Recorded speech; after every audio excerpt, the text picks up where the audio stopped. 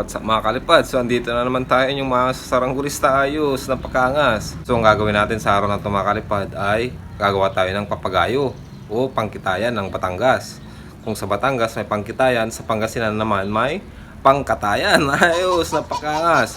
So ito na yung ating last vlog sa araw na ito mga kalipad. So bago natin ito umpisan mga kalipad, lapak muna natin ang ating kapalipad na pwedeng subscribe. Ayos, umpisan na natin to. Let's go!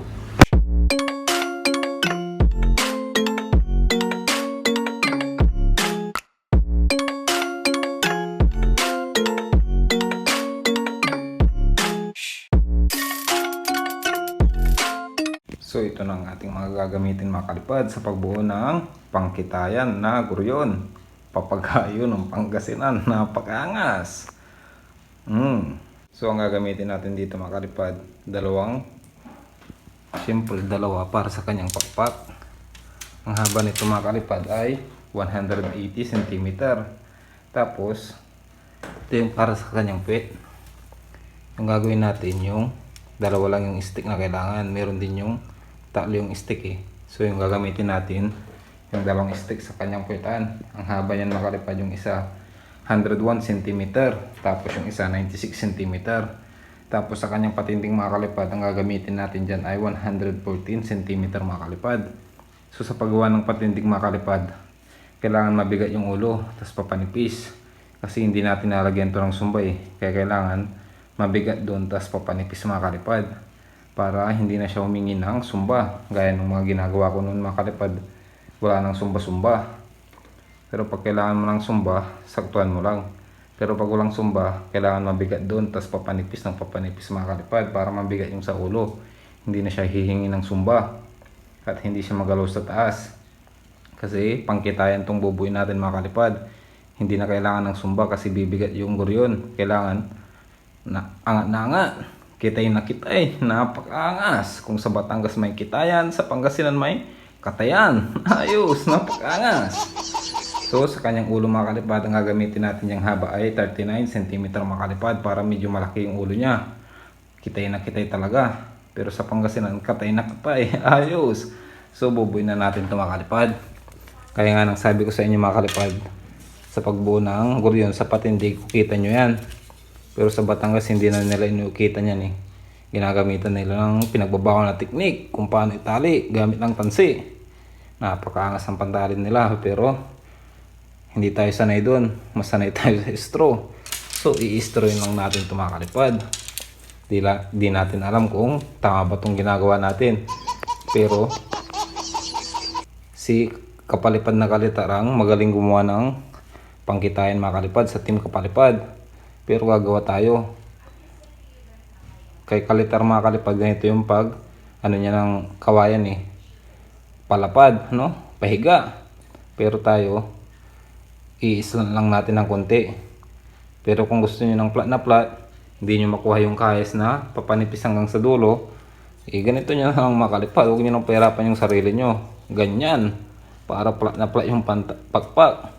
Pero tayo papartidahan natin yan. Gagamitan lang natin ng paislot ng konti o ganyan. Pwede rin ganito, pero kailangan kabisado mo yung kayas ni Kalitar. Pwede din naman natin gawin yon, pero para sure ball, islot lang natin ng konti para na pagkaangas. So itali lang natin yan mga kalipad. Tapos kunin natin dun yung halos parparas lang yung haba ng kawayan na ginagawa natin mga kalipad eh. Kasi pag pumipili tayo ng kawayan mga kalipad, ang pinipili ko yung mahahabang bias. Hindi ako kumukuha ng maiksi kasi mapipilitan tayong gumawa ng 5 bias. Kaso maiksi, ito parang 5 bias na maiksi na yan. Kasi yung bawat bias niya mga kalipad mahaba oh. Tignan nyo. 1. Oh, halos 2 dangkal mahigit. Oh, tignan nyo ah. Latag ko sa semento. 2 dangkal na mahigit mga kalipad. So itali na natin ito mga kalipad. Paislan lang ng konti. So let's go. So yun mga kalipad, naitali na natin siya. Paislan lang ng konti yung ginawa natin. Pero kita nyo naman yung pakpak oh. Sayad na sayad, flat na flat sa simento. Napakaangas. So ganun lang mga kalipad ang ating teknik sa pagbuo ng pangkitayan. Sa Pangasinan, pangkatayan. Ayos, katayan, napakaangas. So ang susunod natin gagawin mga kalipad is tatali na natin yung isa pang pakpak, ganyan din mga kalipad, pa islat ng konti. Pero karamihan mga kalipad sa paggawa ng pangkitayan o yung panlaban na guryan mga kalipad, papagayo ang ginagamit nilang kawayan ay yung mga, alam niyo yung sa mga furniture na kawayan or yung mga bamboo floor. Kasi tuwid na yun mga kalipad sa kalaon. Yung matandang kawayan mga kalipad, yung pagkakayasin mo unang mapupurutong yung cutter mga kalipad sa sobrang tigas. Kahit napakanipis na nun, napakatibay. Mapapansin nyo sa balat nun, kulay orange yun mga kalipad. Or mamula-mula, parang skin ng baby na may konting pulbos. Ayos! Parang bagong panganak na daga. Ayos, napakangas. So ganun yung ginagamit nila mga kalipad. Kaya pansin nyo sa mga ibang gumagawa ng papagayo, inuubos nila yung mga furniture nilang kawayan. Napakangas. Kasi yung mga kawayan na yun mga kalipad, tuwid na yung mga yun. Kasi yung mga bamboo maker natin, mga gumagawa ng furniture gamit ang kawayan, may technique sila dyan mga kalipad. Pag pumuputol sila ng kawayan, yung straight, di ba? I-straighten nila yung buong kawayan. Kunwari, patabing babaw na nila dyan ng dalawang stick na kawayan na medyo mahaba para matibay. Ilalak nila yung, kunwari ito yung kawayan, ilalak nila yan ng pagganito. Tapos kung sakaling baliko to, pipursain nila yan. Tapos babaw na ulit ng dalawang stick. Didiretsuin nila yan mga kalipad. Tapos pagkalipas ng ilang araw, iikot nila yung kawayan. Iisa na lang yung tabingi na makikita nila. Tutuwidin lang nila yun. Pagkalipas ng isang araw, tuwid na yung buong kawayan mga kalipad. Kaya nakikita nyo sa mga furniture na mga kawayan, ituwid na yung mga kawayan na nandun mga kalipad. Kasi tinuwid na nila yun. Ganun katitibay yung mga bamboo maker natin, mga furniture maker natin na gamit ang kawayan mga kalipad. Gaya ng mga sa paggawa ng kubo. So dagdag kaalaman na naman mga kalipad, matang lawin. Ayos, napakangas. So itali na natin yung pangalawang pakpak niya mga kalipad. Tapos hahatakin na natin, tatalian sa bawat dulo tapos hatakin. Tapos may secret technique doon na tinuro si Kapalipad na Kalitar. Kung lagi kayong nanonood sa kanyang vlog sa paggawa ng pangkitayan, malalaman nyo yun kung paano buuin tong kanyang pakpak. So itali muna natin yung pangalawang pakpak doon. Kita lang natin yun. Let's go! So yun mga kalipad, naitali na natin yung pangalawang pakpak niya. Pero kita nyo naman yung sahid niya sa simento. Bawat dulo, sagad na sagad sa tiles. Napakaangas. Flat na flat. So ang susunod natin gagawin yan mga kalipad, itali muna natin yun. So pagkatapos natin itali yan mga kalipad, huwag mo munang harakin yan. Sundin nyo yung tinuro ni Kapalipad na Kalitar. Magtiwala kayo sa kanya kasi taga Batangas siya. Muna itali nyo muna dito. Pakita natin. Itali nyo muna dyan. Kung ano yung distansya dyan, dapat pares dyan. Markahan nyo na mga kalipad. Tapos, lagyan nyo ng tali. Kung anong sukat ng tinali nyo dyan, kailangan pares din dito. Para pag hahatakin nyo, hindi na mababago yan mga kalipad. Kasi pares na yung haba nya. Ganun yung sabi ni Kapalipad na Kalitar. Tapos, itali muna natin yung bawat dulo. Tapos, pag itali na natin, talian natin dito ng parehas. Tapos hatakin natin. Ganun mga kalipad. Pero ang gagawin ko mga kalipad, tatali ko muna, saka ko hahatakin, saka ko ilalagay yung mga suporta niya dito para hindi mapunit yung plastic mga kalipad. Few moments later. So yun mga kalipad, itali na natin yung kanyang mga pakpak. Medyo hindi na siya umano ngayon sa tiles mga kalipad. Medyo nakanga kasi yung patindig natin mga kalipad, baliko. May baliko siyang kunti mga kalipad. Pero pag gano'n natin yan, sayad na sayad mga kalipad. Baka flat yan mga kalipad, napakaangas. So isunod na natin yung kanyang ulo mga kalipad. Unahin muna natin yung ulo mga kalipad. Kasi sa puwet, mabaho. Ayos, napakaangas. So unahin muna natin ikabit yung kanyang ulo para mag-lock na yung mga pakpak niya. Di ba mga kalipad? Pwede namang pangkitayan yung kanyang ulo. Mahaba yung ulo niya mga kalipad. Napakaangas. So una muna mga kalipad, sa pagkakabit ng ulo, una nyo munang itali ito. Tapos susunod, ipantay nyo yung pakpak mga kalipad. Yung sa tingin nyo pantay na yung pakpak na yan para susunod na yun.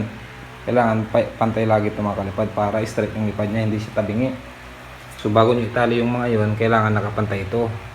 So Itali na natin yan mga kalipad, tapos isunod na natin yung kanyang kwitan. Let's go! So yun na mga kalipad, tinali na natin yung kanyang kwitan.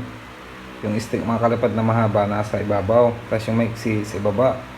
Tapos inukita natin doon kung anong haba dyan mga kalipad, ganun din dapat doon. So ang gagawin lang natin dyan mga kalipad, ganito. Itatali natin yan dito. Pag ganyan, itatali natin kung anong haba nyan, tapos itatali natin dito. Tapos na. So kung anong mahaba nyan mga kalipad, kung anong haba yung hinatag nyo dyan, tapos dyan, kailangan parehas lang din doon mga kalipad para balance.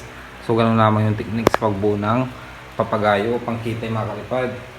Meron din yung isang stick lang dito, tapos dalawang stick na pag ganun.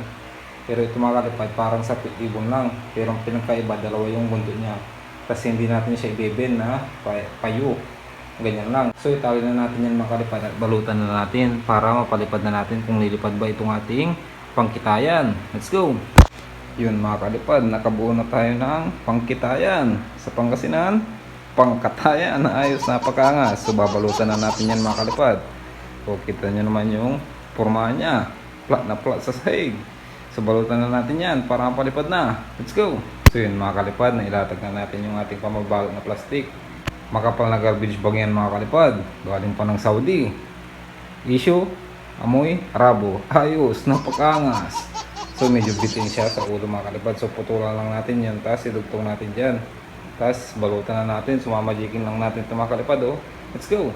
So yun mga kalipad, nabalutan na natin. Napakangas. Parang anino mga kalipad na dumikit lang sa simento. Napakangas. Pangkitay na pangkitay mga kalipad. Kitay na kitay. Napakangas. So parisukatan na natin to sa labas mga kalipad at testingin sa labas. So kung hindi ito lilipad mga kalipad, ito na yung ating last vlog sa araw na ito mga kalipad. Total, kumukunti na yung ating mga solid kalipad mga kalipad eh. So baka sakaling ma-miss nyo ko mga kalipad, mamimiss ko rin kayo mga kalipad. So, testingin na natin ito sa labas mga kalipad. Let's go! Yung mga kalipad oh, pangkitayan na pangkitayan, kitayan na kitayan, napakangas. Lilipad pa yan oh.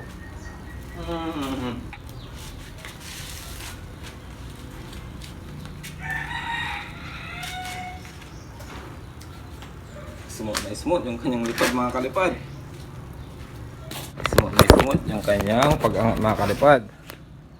Kaso, pailiparin sana natin mga kalipad. Kaso biglang umulan.